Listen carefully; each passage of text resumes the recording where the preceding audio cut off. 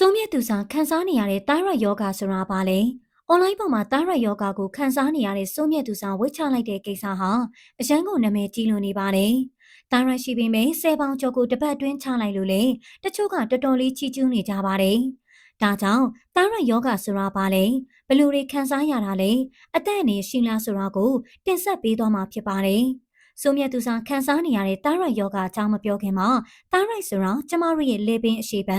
လဲစီအောင်နားမှာရှိတဲ့လိပ်ပြပုတ်တံဂလန်းတစ်ခုဖြစ်ပါတယ်။ဒီဂလန်းကနေခန္ဓာကိုယ်ရဲ့ဇီဝကမ္မဖြစ်စဉ်ကိုထိန်းချုပ်ပေးတဲ့ဟော်မုန်းတွေထုတ်လုပ်ပေးပါတယ်။တာရယောဂဆိုတာကတော့ဒီဂလန်းရဲ့လုပ်ငန်းဆောင်တာတွေပုံမှန်မဟုတ်တော့ဘဲဟော်မုန်းကိုလွှမ်းတာတဲ့အလွန်ကျွံထုတ်လုပ်တာဒါမှမဟုတ်လုံလောက်အောင်မထုတ်လုပ်နိုင်တာကိုခေါ်တာဖြစ်ပါတယ်။တာရယောဂကိုအတိကအပြင်နှစ်မျိုးခွဲခြားနိုင်ပြီးတာရဂလန်းကဟော်မုန်းတွေအလွန်ကျွံထုတ်လုပ်နေရင်တော့ခန္ဓာကိုယ်ရဲ့ဖြစ်စဉ်တွေကိုအရှိန်နဲ့လဲပတ်လိုက်တယ်လို့ဖြစ်သွားမှာပါ။သားရိုက်ဟော်မုန်းများရဲ့အဖြစ်များတဲ့လက္ခဏာတွေကတော့အစာများကြီးစားပေမဲ့ကိုယ်လေးချိန်ကြာချိန်နှလုံးခုန်မြန်ချိန်ရင်တုန်ချိန်ချွေးထွက်လွန်ချိန်အပူဒဏ်ကိုမခံနိုင်ချိန်စိတ်တူလွယ်ချိန်ကနာမငြိမ်ဖြစ်ချိန်စိုးရိမ်စိတ်များချိန်လက်တုံချိန်အလွန်မဲမောပန်းလွယ်ချိန်အိမ်မပြောချိန်အမျိုးသမီးများတွင်ရာသီစုံဝန်းမမှန်ချိန်လေပင်ကြီးလာခြင်းတို့ကိုကြုံရလေရှိပါတယ်။သားရိုက်ကလန်ကဟော်မုန်းတွေလုံလောက်အောင်မထုတ်လုပ်နိုင်တဲ့အခြေအနေမှာဆိုရင်တော့ခန္ဓာကိုယ်ရဲ့လုပ်ငန်းဆောင်တာတွေနှေးကွေးသွားတယ်လို့ပါပဲ။အဖြစ်များတဲ့လက္ခဏာတွေကတော့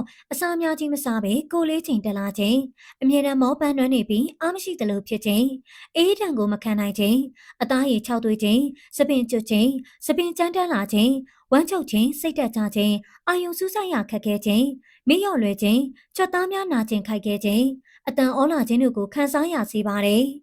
သားရိုက်ယောဂဖြစ်ပွားစေတဲ့အဓိကအကြောင်းရင်းတွေကတော့ကိုယ့်ရဲ့ခုခံအားစနစ်တွေကကိုယ်သားရိုက်ကလန်းကိုမှားယွင်းတိုက်ခိုက်နေလို့ပဲဖြစ်ပါတယ်။ဒါမှမဟုတ်အာယုရင်းတက်နေလို့ခြင်းသို့မဟုတ်များလွန်ခြင်းကလည်းယောဂဖြစ်စေနိုင်ပါတယ်။ကလန်းရောင်ရမ်းခြင်းမျိုးရိုးလိုက်ခြင်းတွေနဲ့စိတ်တက်မတည့်ခြင်းတွေကလည်းယောဂဖြစ်နိုင်ပါတယ်။ဒါပေမဲ့သားရိုက်ယောဂဟာစနစ်တကျကုသမှုခံယူရင်ထိန်းချုပ်နိုင်တဲ့ယောဂတစ်ခုဖြစ်ပါတယ်။ဟော်မုန်းများနေရင်ဟော်မုန်းထုတ်လုပ်မှုကိုရှော့ချပြီးတဲ့ဆေးတွေရေဒီယိုတတိကြွအာယိုဒင်းကုထုံးတွေနဲ့တခါတရံမှာခွဲစိတ်ကုသမှုတွေပြုလုပ်ရနိုင်ပါတယ်။ဟော်မုန်းနည်းနေရင်တော့နေ့စဉ်သားရိုက်ဟော်မုန်းဆေးပြားကိုတောက်သုံးပြီးလိုအပ်တဲ့ဟော်မုန်းကိုပြန်လည်ဖြည့်တင်းပေးရပါတယ်။ဒါကြောင့်ဆိုမြတ်သူစာအဝလွန်နေတဲ့ဆိုတာဟာသားရိုက်ကလန်းကနေဟော်မုန်းတွေအများကြီးထုတ်လွှတ်နေလို့ဖြစ်ပါတယ်။မကူတာပဲထားရင်တော့အသက်သေဆုံးတဲ့အထိဖြစ်နိုင်ပါတယ်။ဒါပေမဲ့လည်းဆိုမြတ်သူစာကမင်းသမီးလေးဖြင့်ပတ်စံလေးရှိနေတော့တေချာကုသနိုင်ပြီးအခုဆိုရင်ကိုယ်လေးချိန်နေတော့ကြပြီးလှပလာပါပြီ။လူကြီးမင်းတို့ရောအခုပြောသွားတဲ့သားရိုက်ယောဂလက္ခဏာတွေကို